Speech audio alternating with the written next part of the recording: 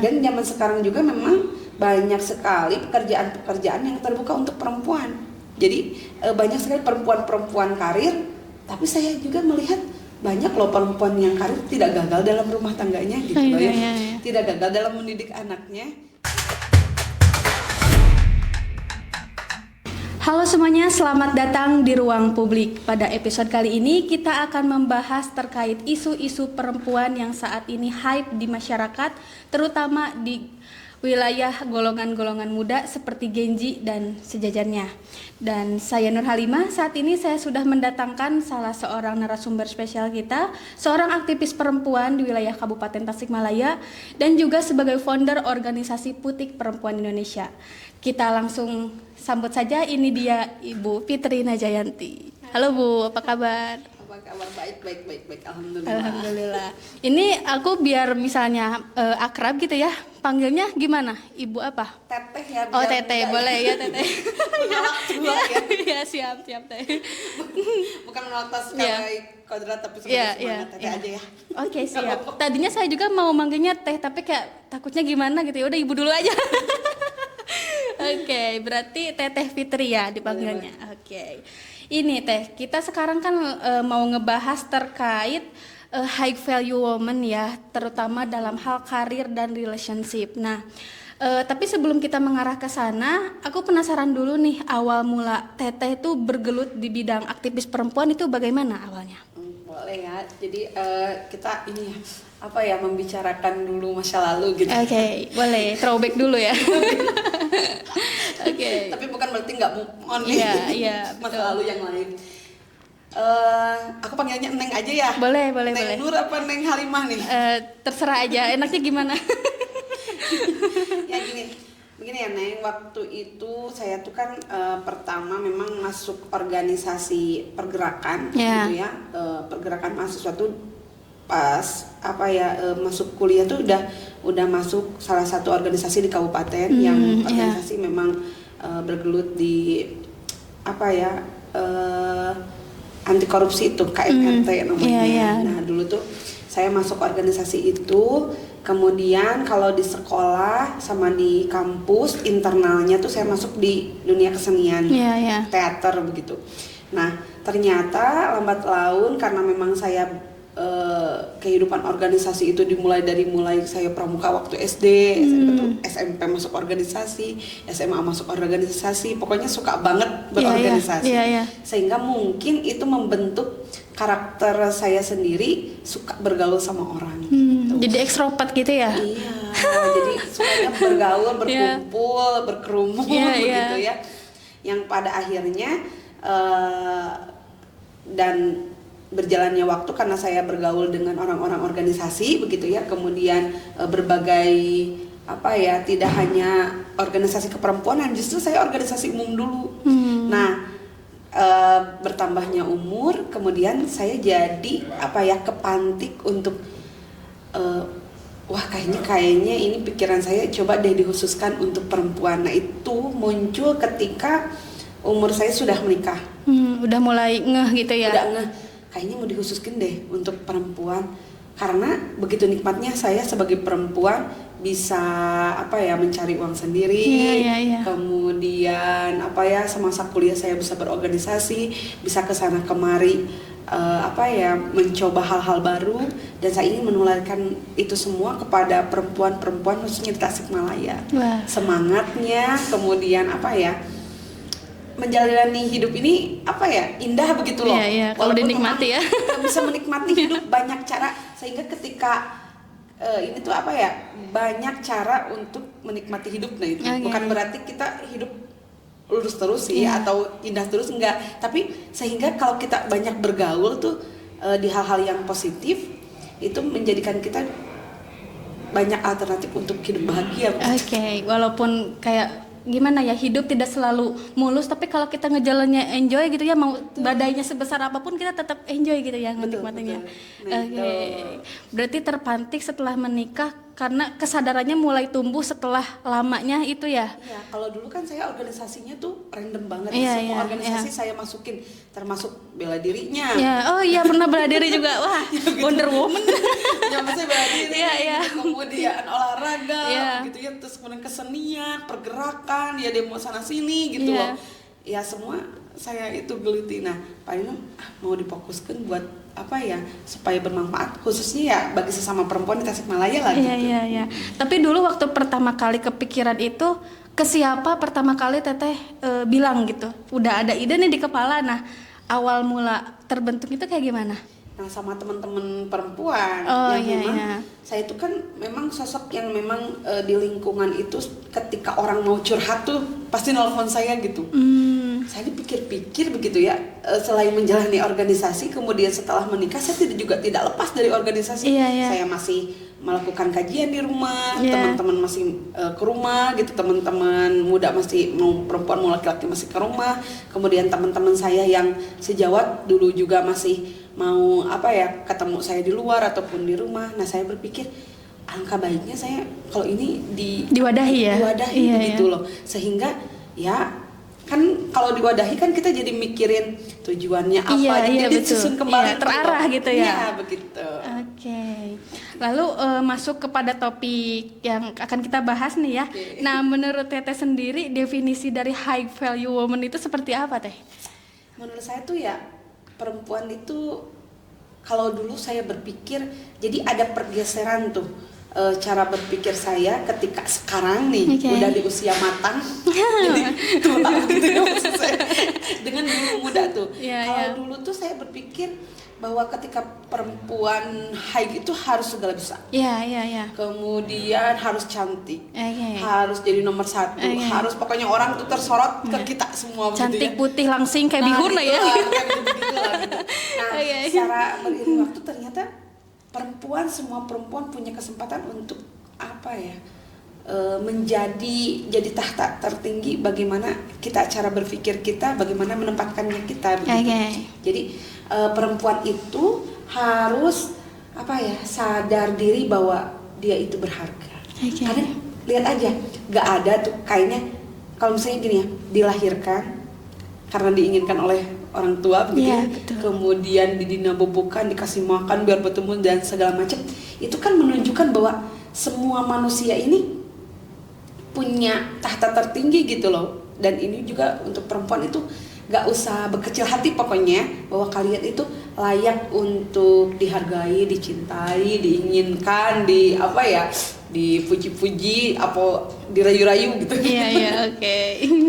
Nah, kalau misalnya kita ingin belajar gitu untuk menemukan versi terbaik dari kita sebagai seorang perempuan, ya langkah awal apa sih yang harus kita pantik dulu nih dari diri kita? Kita nih sadar gitu ya bahwa kita ini berharga nih.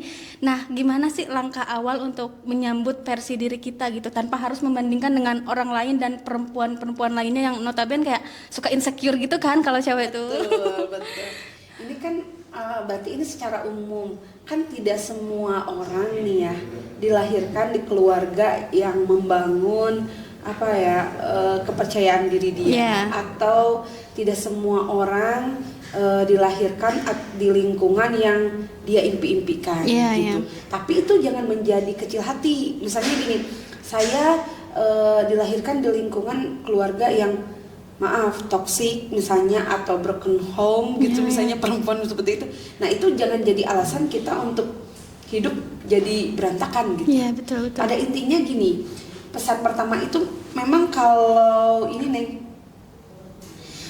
kalau ada standar-standar itu memang kadang kalau diungkapkan standar itu kayak jadi berat. Iya. Ketika kita ingin menemukan versi perempuan apa ya seutuhnya Iya. yang memang diimpi-impikan Iya, begitu iya, ya. iya. Karena gini, yang paling penting itu kenaturalan, kepintuinan iya. gitu loh. Kita jalani hidup secara percaya diri. Ini kan ada sistem juga yang kita bangun, misalnya gini, kita kan biasanya mulai sadar hal-hal itu tuh ketika mungkin SMP kelas 3 atau Iya, iya. mungkin sudah Pubertas ya. pubertas. bagaimana menjadi atau lihat-lihat konten-konten di media sosial ini kita harus high value perempuan high value gitu. Tapi bingung mimitinya timah apakah abus pramuka heula pas kibra atau kudu apa gitu, apa harus ikut ekstrakurikuler, kita harus sibuk atau bagaimana, kan bingung ya. Pada intinya gini, kita kalau memberikan petua tuh emang harus sesuai umur. Nah kalau yang usia SMP tuh kayak SMP, anak-anak SMA kelas 1 tuh biarkan dia jaga dia supaya tidak bergaul saja dengan orang-orang yang salah. Orang-orang yang lingkungannya tidak baik aja. Jadi sibukkan mereka dengan lingkungan positif, apakah itu madrasah, apakah itu karena usia remaja itu keinginannya tuh tinggi. Nah makanya harus disibukkan dengan hal-hal positif. Kan udah disiapin di sekolah ada ekstrakurikuler Nah itu boleh sebagai alternatif. Atau misalnya ada bimbel-bimbel tuh sama orang tuanya boleh. Atau bahkan kita bergaul kasih pemahaman ke mereka mana yang memang teman yang baik, tidak toksik maksudnya, mana teman yang memang baik untuk perkembangannya. Jadi pada intinya kalau misalnya masih bingung, minimal diminimalisasi dengan bergaul dengan yang positif saja dulu. Sibukkan dengan kegiatan-kegiatan positif. Karena gini, apalagi orang yang introvert. Kalau extrovert kan biasanya tinggal lebih mudah berbaur bentuk gitu untuk kepercayaan dirinya supaya dia tidak over gitu kepercayaan dirinya gitu. Nah, kalau misalnya introvert kan harus dibangun tuh. Nah, makanya dia tuh memang harus salah satu metodenya dimasukin ke organ-organ ekstra kayak begitu. Karena lingkungan yang positif aja, berkegiatan. Jangan berkegiatannya itu hanya di rumah saja. Gitu. Nah kan itu untuk anak-anak SMP sama SMA kelas 1. Nah kalau misalnya di umur-umur kayak aku yang emang 20-an, nah ini kayak gimana nih? Kalau misalnya masih kehilangan jati diri, masih terombang-ambing dalam kapal yang gak tahu kemana harus berlabuh gitu. Iya. Kalau kita kan sekarang nih umuran biasanya 19, 18 tuh udah 20 itu udah punya udah punya bukan keinginan, standar. Nah udah punya standar. Tetap kita harus bergaul dengan orang-orang positif. Terus kita kenali. Terus jangan, kita tuh umuran segitu udah intuisinya udah baik. Intuisi, jadi kita jangan pernah mengabaikan intuisi kita. Nah supaya intuisi kita itu tidak meleset dengan hal-hal yang tidak baik, maka memang kita harus jadi ujug-ujug sekonyong-konyong orang punya intuisi baik tuh. Jadi memang perlu latihan mungkin ya. Perlu latihan. Trial and error Iya betul. Terus banyak membaca. Terus kemudian kalau misalnya memang kita tidak sanggup untuk mengutarakan tidak sanggup untuk curhat, kita cobakan tulis. Jadi dari mulai emosi sih sebenarnya. Jadi jangan pernah ngerasa terlalu bersalah ketika kita marah gitu loh. Jangan overreaktif gitu ya. Aduh kita ini harus high value, berarti kita nggak boleh marah nih. Nah itu jadi penyakit kita sebenarnya. Dipendam lama gitu. Marah aja, asal jangan pukul aja gitu ya, biar tidak kena ini. Ya marah boleh marah gitu, jangan ditahan. Aduh aku kalau marah bilang aku mau gitu. Tapi nah itu malah jadi ke psikolog nantinya malah ke psikiater kita nanti jadi anxiety ya kan. Jadi gini, tolong normalisasi hal-hal yang berbentuk manusiawi itu. Benci, terus dendam, marah. Asal dendamnya jangan lama gitu ya. Nah itu tuh aku kok kayak dendam ya. Gitu. Aku negatif banget. Itu malah jadi penyakitnya karena kita menganggap kita negatif loh. Padahal dendam itu hanya sekilas. Tidak, kan dendam yang nggak boleh mah yang lama-lama. Yang kesumat gitu ya. Kan segala sesuatu yang berlebihan. Jadi manusiawi. Aku kenapa sih ini hari ini makan terus? Aku ini berlebihan deh kayaknya. Ya cobalah kalau misalnya kamu makan berlebihannya hanya satu hari itu aja, it's okay. Mungkin kamu kebahagiaannya lagi pengen makan gitu, atau pengen bermain atau pengen apa. Jadi ya kalau kita sebagai perempuan, sebelum kita menumbuhkan kepercayaan diri, coba kita tata lagi, meditasi lagi bahwa segala sesuatu yang bersifat manusiawi itu boleh kita rasakan. Jadi bukan berarti perempuan itu gak boleh marah. Nanti kalau perempuan marah tidak tahu diri, tidak feminim. Femininnya hilang kan gitu kalau sering marah-marah. Gitu terus nangisnya gak boleh gogoakan. Boleh lah. bolehlah kita kalau misalnya Iya. memang apa ya, dengan cara menangis gogoakan gitu, kalau cek Sunda nama itu bisa menghilangkan sedikit penat, itu boleh loh ya. Kita kan udah dewasa nih, bagaimana caranya untuk ngahariwangkeun keluarga, ngahariwangkeun tetangga atau tetangga kosan ya, kita nyetel musik apa gitu gogoakannya yang luapinnya sama hal-hal yang itu ya, hal-hal yang baik. Ternyata metode-metode yang dilakukan psikiater, psikolog juga gitu kan. Ungkapkan, suruh nangis gitu ya, kayak hipnoterapi gitu kan. Iya, kan disuruh nangis juga ya kan. Nah itu jadi tolong normalisasi, aku boleh menangis, aku boleh marah, aku boleh tidak suka, aku boleh bilang tidak gitu, aku boleh bilang iya, aku boleh milih gitu. Oke. Gitu. Jangan jadi orang yang people pleaser juga ya. Apa-apa iya, padahal kita gak mampu gitu kan ya.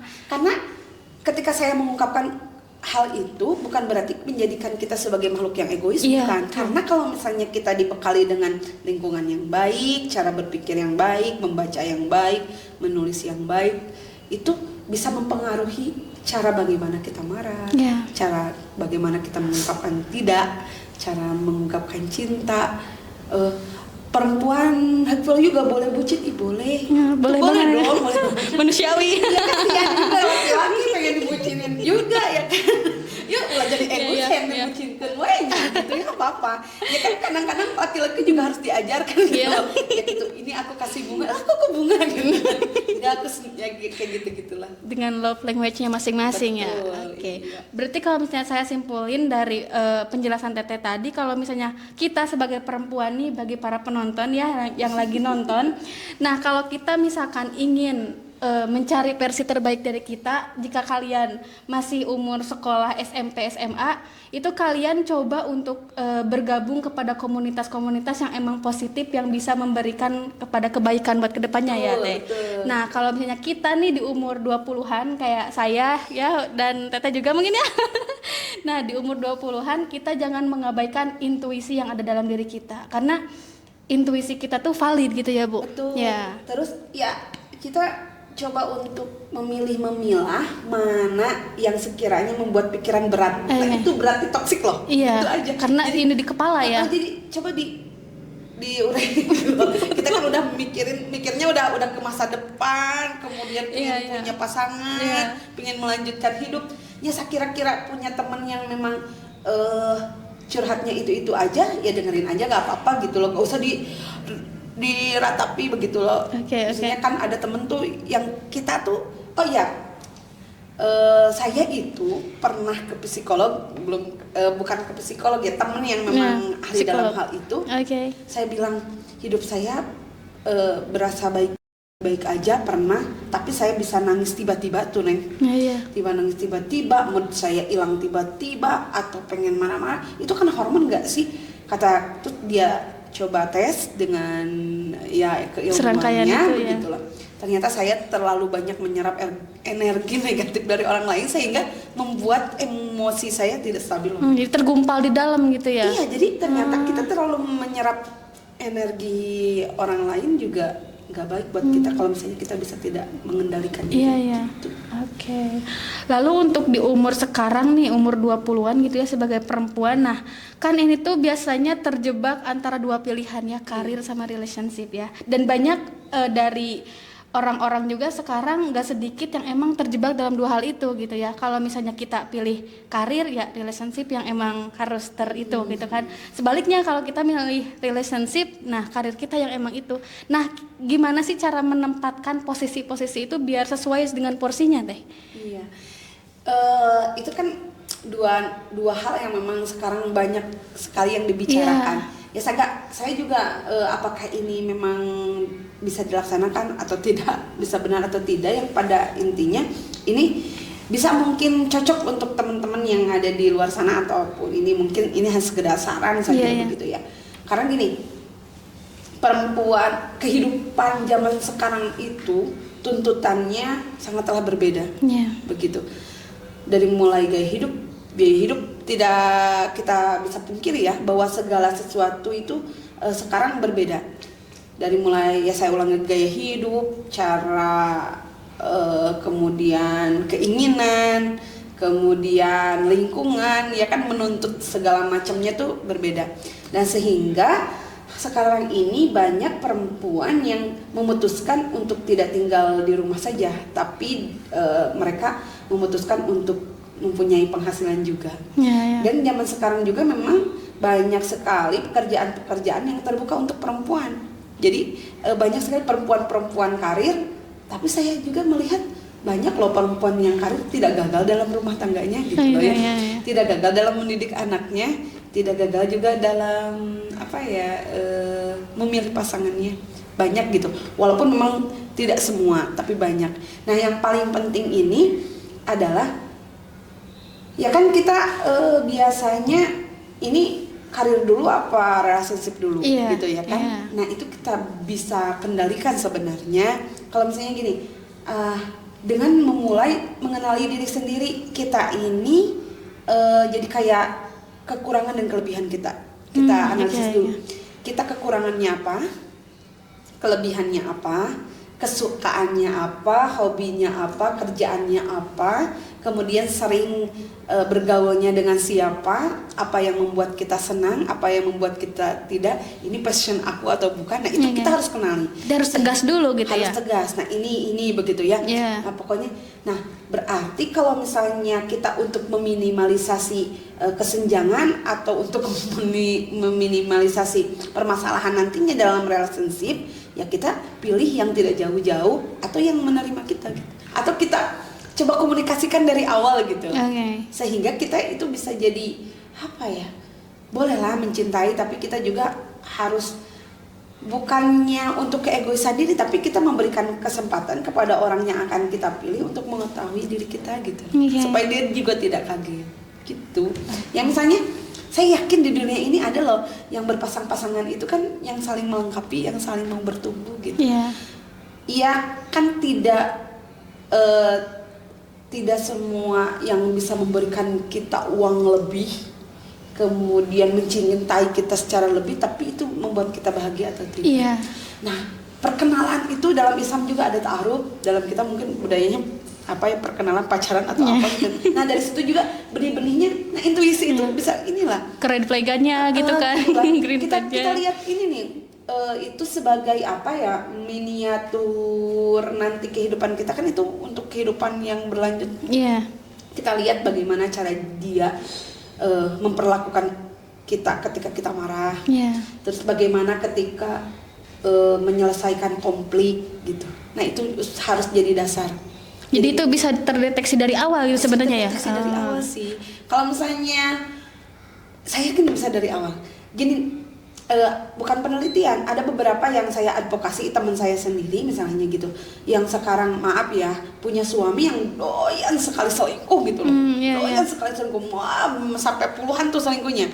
Ternyata dari mulai pacaran pun udah ada indikasinya begitu. Udah kelihatan tanda-tandanya. Jadi udah emang dari dulu pas pacaran suka begitu, terus kayak chatting cewek gitu-gitu. Nah, ternyata memang sifat seseorang itu sudah bisa kita deteksi dari awal kita pertemuan. Jadi ya kita harus saling mengenal. Gitu. Jadi kita jangan ragu, jangan denial gitu ya, kalau misalnya dia tuh udah kelihatan nih red flag-nya gitu, jangan diterusin gitu ya kalau bisa. Terus satu lagi, sebagai perempuan karena kita terlalu takut nih untuk memilih pasangan, saya gak mau ketika takut untuk menentukan kehidupan, sehingga kita punya standar yang memang kelihatannya berat begitu ya. Nah itu standar yang harus kita penuhi, itu jangan menjadi standar yang berat, tapi itu standar aja gitu loh. Jadi ini sebagai pegangan hidup kita. Nah, kita jangan menjadikan kita malah menjadi perempuan yang sangat egois, jadi gak baik juga. Kita harus punya rasa percaya diri, merasa bahwa kita ini sebagai perempuan tuh harus ada harganya gitu ya. Tapi bukan berarti kita jadi bukan tolol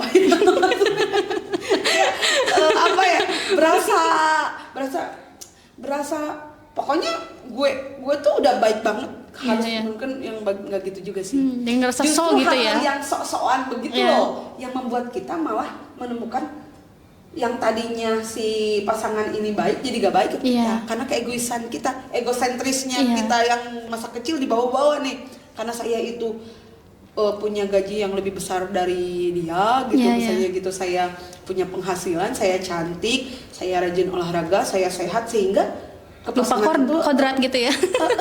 Nah itu kemaskulinan yang malah muncul, malah jadi kayak lu siapa gitu. Gak boleh juga nih, karena kadang laki-laki itu ada loh, laki-laki yang udah bagus secara value, sudah menyayangi, nah karena dilukai sisi maskulinnya itu, malah dia jadi kayak monster gitu, berontak dianya. Jadinya kayak kita, kamu gak boleh kerja, kamu gak boleh ini. Nah itu tuh karena sisi ada yang bergesekan ya.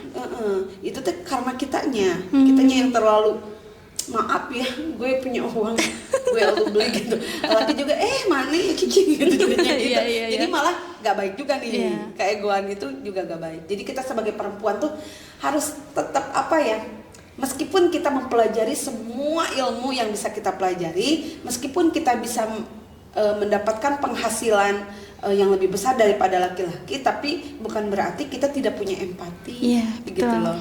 Terus kita juga harus punya, kan feminim itu keibuan, welas asih, itu jangan sampai hilang gitu. Jadi tetap kan feminim, maskulin gitu, maskulin tetap buat laki-laki. Gitu. Jangan lupa kodratnya, kita udah tahu porsinya masing-masing gitu kan. Saya juga lagi belajar nih biar feminim. Ternyata dengan memilih pasangan yang maskulin banget, itu bisa secara tidak sadar menumbuhkan rasa feminim kita gitu. Oh gitu ya. Betul. Jadi berkebalikan ya. Betul, tapi hal yang baik gitu kan. Karena dulu saya tomboy banget, sekarang saya mengenal lipstick, blush on, kemudian saya minta tolong, minta dijemput dan segala macam. Lucu banget. Karena saya punya pasangan yang memunculkan itu loh. Iya. Aku kan bisa tegas nih ke teman-teman, apa gitu loh, kalau ngeritik tuh ya. Kalau ya boleh lah, kalau ke pasangan menye-menye lah. Saya yakin laki-laki suka deh, jadi yang kalian tegas. Kata laki-laki tuh, saya suka perempuan yang tegas, jadi bukan tegas tutuluyan gitu loh guys. Di rumah kita menye-menye lah, kita menye-menye, kita mempercantik diri dan segala macam. Kan kodratnya laki-laki juga suka perempuan kan, feminimnya bukan, memang suka perempuan yang mandiri, tapi bukan berarti tutuluyan, mandiri banget ada itu bisa sangkalat itu orang teh kawin teh jeung ngalaki apa gitu loh. Karena cowok juga kan suka katanya kalau misalnya emang merasa dibutuhkan gitu ya teh. Betul banget kan? Jadi memang kita harus seimbang mempelajari bagaimana kita harus high value, tapi kita juga harus mempelajari bagaimana caranya kita juga harus menjadi pasangan yang diimpikan oleh laki-laki. Dan kita juga harus tahu nih bahwa laki-laki juga sebenarnya laki-laki itu suka kalau kita ogohan, kalau kita manja, dia tuh kayak apa ya? Wah, tapi enggak rundes itu teh. Hero-nya gitu loh. Jangan apa-apa. Karena kita bisa menyelesaikan sendiri, terus kita selesaikan sendiri sehingga dia merasa kok ente asa berguna gitu. Karena cintanya laki-laki bisa hilang karena dia ngerasa gak berguna katanya gitu. Jadi pura-pura lebay gak bisa itu boleh banget berarti. Jadi melibatkan. Nah, jadi kalau sekarang nih kita belum punya pasangan, bolehlah kita lakukan sendiri. Nah, kalau kita udah punya pasangan, kita belajar lagi untuk membagi apa yang kita butuhkan, ya dilibatkan si pasangan itu, gitu. Ya kalau lupa bawa handuk, jangan sok-sokan pakai baju basah terus lompat ke tengah rumah, ya kita ada pasangan nih, apa nyandakan anduk gitu misalnya gitu kan ya. Terus misalnya di kosan nih kita biasa masang gas sendiri loh ya. Nah kita kalau ada dia pak masakin gas gitu gitu wah emangnya tuh bisa, gunakan aja. Jadi libatkan itu untuk melatih kita supaya kita tidak terlalu maskulin gitu. Biar gak bergesekan ya ego laki-laki sama si cewek gitu ya. Karena budaya patriarki tuh yang suka diomong-omongkan sama aktivis tuh katanya kita budaya patriarki. Sebenarnya kadang-kadang si aktivis perempuan sendiri itu yang menyebabkan dunia patriarki itu ada gitu. Karena ada pemantik ya. Misalnya gini, memasak, coba kita libatkan laki-laki gitu. Kan kalau misalnya dia, tapi kita juga harus lihat kondisi ya, jangan sampai lagi lihat nonton Persib, kamu mau beli masak sama aku atau nonton Persib? Nah itu masalah. Coba dong gitu. Jika lamun orang namanya keredek dikerimbat gitu, disuruh sama laki itu kan jadi masalah juga. Nah dilihat tempat ya. Ya, kita libatkan misalnya kayak pangiriskeun bawang, pangbukakeun bawang gitu, atau pangbalik-balikeun gorengan kita yang masak yang lain, libatkan aja di hal-hal itu. Kalau misalnya kita sekarang kita mau nyuci, kamu yang jemur gitu, kan pas jeung ulah ka dikritik gitunya. Mani estetik, cina atuh lamun underwear gitu kan kita mah nya. Udah aku teh kita sendiri kadang-kadang yang menciptakan permasalahan itu. Jadi libatkan mereka juga gitu. Ini kalau udah kita punya ini pasangan. Jadi supaya kemaskuliannya dia muncul, kepeminiman kita juga muncul. Jadi saling melengkapi. Nah itu. Lalu cara supaya kita menjadi wanita yang tenang gitu ya, walaupun sebenarnya kita boleh marah nih, tapi kan kita tuh harus ada batasan-batasan juga tetap ya, takutnya melukai orang lain gitu. Nah, bagaimana supaya kita tuh bisa tetap tenang gitu walaupun di tengah badai yang emang lagi gonjang-ganjing di kepala nih. Nah, itu standar tenang ini sulit, saya juga masih belajar. Iya. Kan ada kelebihan tuh. Saya itu kelebihannya ini pimarahan, tapi kalau misalnya bisa memilih ini, iya bakal piamakeun saya ini mah gitu ya. Tapi kalau misalnya berusaha tenang itu memang saya juga lihat kok apa yang disarankan itu namanya bukan dari dulu tuh sama aja, kayak menarik napas ya, bercoba tenang. Itu tuh kayak asa klasiknya tiba heula kalau mau marah tuh coba tarik napas dulu katanya, kayak klasik gitu kayak. Tapi bener ternyata itu berpengaruh sekali, oksigen masuk ke tubuh, memberikan jeda terhadap apa yang ada di emosi kita itu. Ternyata bukan tarik napasnya tapi memberikan jeda antara otak jiwa yang lagi cibuk tuh dengan tarik napas. Memberikan jeda itu marah atau henteu, setidaknya kalaupun ada mah kudu ngamak gimana gitu sedenah kayak mikir heula gitu loh, depak beledug gitu.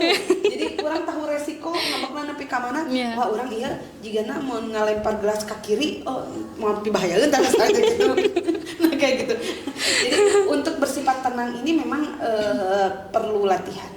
Perlu latihan emosi, tapi yang saya takutkan ini justru itu. Benar ya, yang saya takutkan itu ketika kamu harus bersifat tenang, coba kamu kendalikan emosi kamu, gak usah meledak-ledak, sehingga itu malah yang keterimanya tuh aku gak boleh marah, aku gak boleh emosi. Nah gitu, padahal beda ya.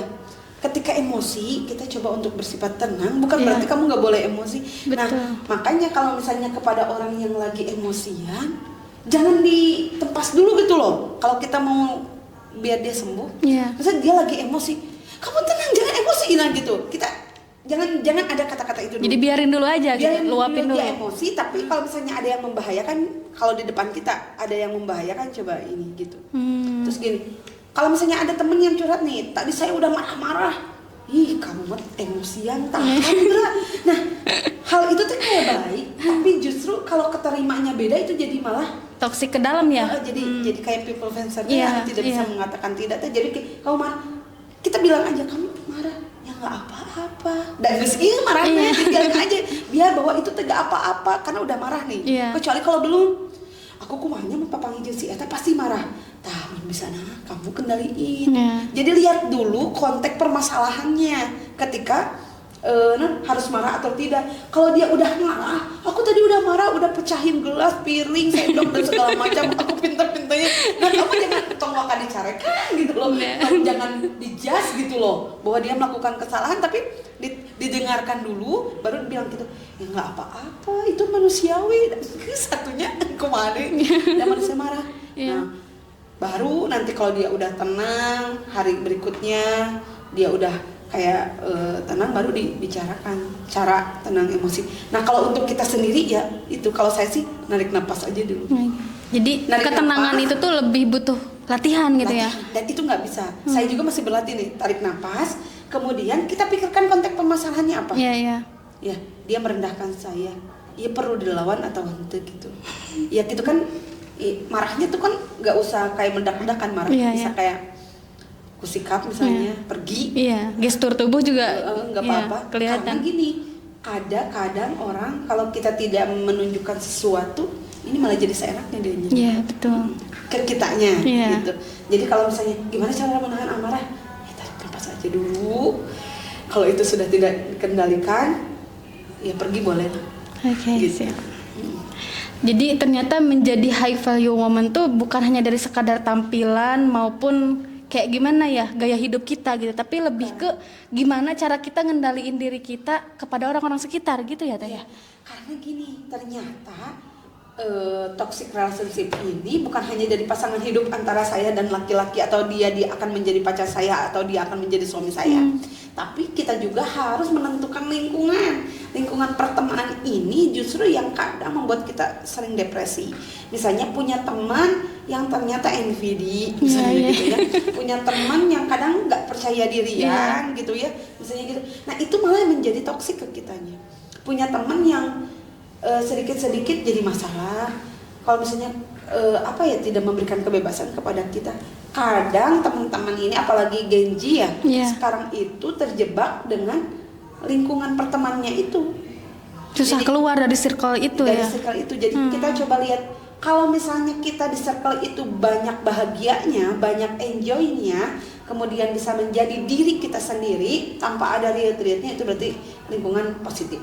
Nah, kalau misalnya di lingkungan itu kita selalu mengalah, kemudian ngerasa kehadiran dia tidak diinginkan, terus asa menibarurat gitulah, itu berarti toksik. Karena ini nih pengaruh zaman tuh sangat ini banget sih. Sekarang itu kalau dulu tuh memilihnya tinggal masuk ke, kenapa saya menyarankan untuk berorganisasi, karena itu mungkin salah satu udah ada penyaringan orang dong. Orang yang mau berorganisasi pasti ada kemauan.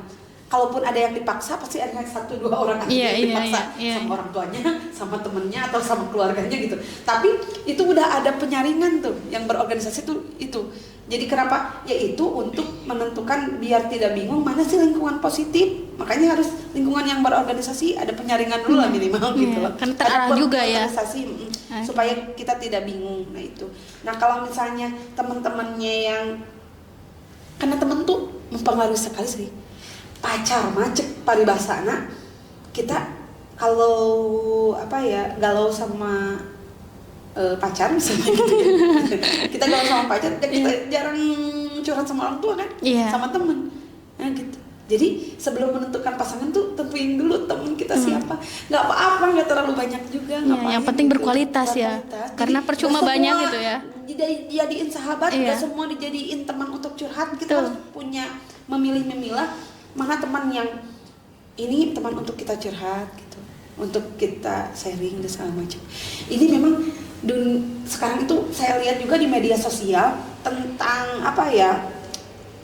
penyakit mental itu, ternyata kalau dulu tuh yang menderitanya adalah perempuan yang nikah muda, kalau yang dijodohkan, misalnya itu Nurbaya begitu. Nah sekarang itu anehnya yang mempunyai sikap-sikap itu, saya juga kaget gitu loh. Apakah dewasa sebelumnya atau apa? Anak-anak SMA, anak-anak kuliah, atau yang di lingkungan pekerja yang belum menikah itu keganggu mentalnya.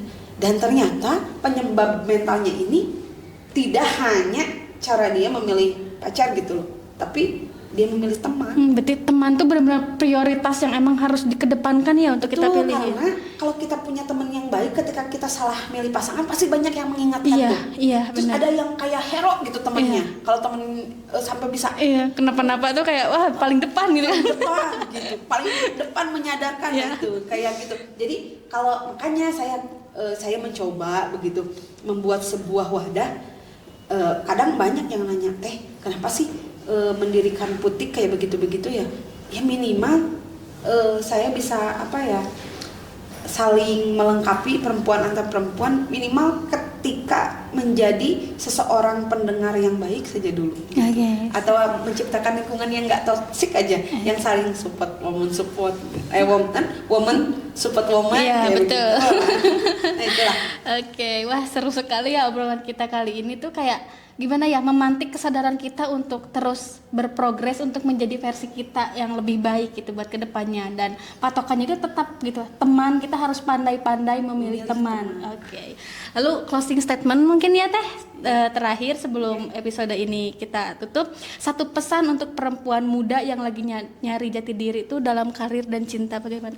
Silakan. Untuk karir dan cinta, tadi saya tekankan bahwa kita itu harus pandai-pandai memilih teman. Apakah itu teman hidup? Teman hidup itu kan bukan hanya pasangan ya. Sebagai perempuan bukan hanya perempuan kepada memilih laki-laki, tapi bagaimana kita memilih lingkungan yang baik. Kemudian untuk perempuan, kalau misalnya kalian memang bukan extrovert seperti saya, begitu kalian introvert, kalian bisa mengembangkan diri kalian dengan menulis, kemudian dengan hanya menulis, kemudian melukis, dan banyak sekali maksudnya kegiatan-kegiatan positif yang tidak hanya mengafkan diri secara berbicara begitu. Jadi kadang banyak hal yang bisa kita pilih untuk bisa menjadikan kita high value gitu. Dan untuk para perempuan, mari kita tumbuhkan lagi rasa feminim kita dengan melakukan kegiatan-kegiatan perempuan untuk bisa, walaupun kita berkarir gitu ya, walaupun kita survivor dalam kehidupan, tapi kita coba terapi kita dengan menulis, memasak begitu. Ya, jadi itu lebih mencuci, membereskan rumah, memelihara bunga, terus bercocok tanam. Nah, itu bisa menterapi kita, mengembalikan sesi peminiman kita. Wah, terima kasih banyak Teh atas waktunya. Semoga kedepannya kita bisa ngobrol lebih jauh dengan topik-topik hangat menarik lainnya. Terima kasih juga ya. Ya, sama-sama. Itulah episode kita kali ini terkait aktivis perempuan dengan topik High Value Woman. Jangan lupa dukung channel ini dengan cara like, komen, dan subscribe. Terima kasih. Wassalamualaikum warahmatullahi wabarakatuh.